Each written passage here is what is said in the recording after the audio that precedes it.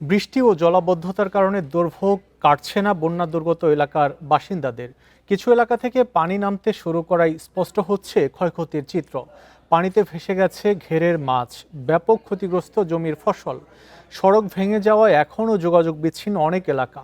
এদিকে থেমে থেমে ভারী বৃষ্টির কারণে রাঙামাটিতে পাহাড় ধসের ঝুঁকি এখনও কাটেনি।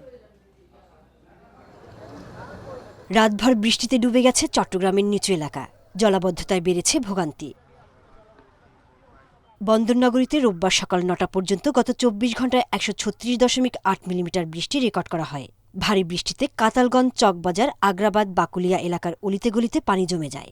জেলার ৭ উপজেলার বন্যা পরিস্থিতির খুব একটা উন্নতি হয়নি, এখনও ডুবে আছে গ্রামের পর গ্রাম। এখানে ফেরেস্তা একজন যদি নিয়োগ করে তারপরও এখানে পানি হবে, কারণ এখানে আমরা অপরিকল্পিত নগরায়ন।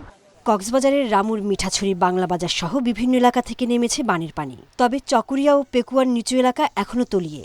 এলাকার মাঝে মানুষ চলাফেরা করিবার সম্ভব নয়, রাস্তাঘাট ডোফা। খাগড়াছড়ির দীঘিনালা থেকে পানি নামায় যানবাহন চলাচল স্বাভাবিক হয়েছে। আশ্রয়কেন্দ্র ছেড়ে বাড়িঘরে ফিরে গেছেন অনেকেই।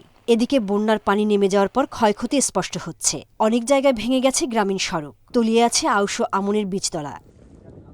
থেমে থেমে ভারী বৃষ্টিতে রাঙামাটি জেলা জুড়ে পাহাড় ধসের ঝুঁকি কাটেনি। এ কারণে আশ্রয়কেন্দ্র ছাড়তে পারছেন না দুর্গত এলাকার লোকজন। পাহাড় ধস ও বিভিন্ন স্থানে পানি জমে থাকায় সারা দেশের সঙ্গে বান্দরবানের অনেক এলাকার যোগাযোগ বন্ধ রয়েছে। পানি উঠে গেছে, এখন আমরা রাস্তা বসে আছে, মোমবাতি একটা পর্যন্ত পাই না, আমরা খাবার পর্যন্ত পাই না। হবিগঞ্জে বসতবাড়ি, ফসলি জমি, মৎস্য খামার ও রাস্তাঘাটের ব্যাপক ক্ষতি হয়েছে। কষ্টে আছি, বন্যায় আমাদের অনেক ক্ষতি হয়েছে, যেমন ফসলাদি এবং ফিশারি। মৌলভীবাজারে বানের পানি কমতে শুরু করলেও নিচু এলাকায় জলাবদ্ধতা কাটেনি। বৃষ্টি ও পাহাড়ি ঢলের নেত্রকোনায় বাড়ছে নদীর পানি। সোহেলি জাহান, ইন্ডিপেন্ডেন্ট নিউজ।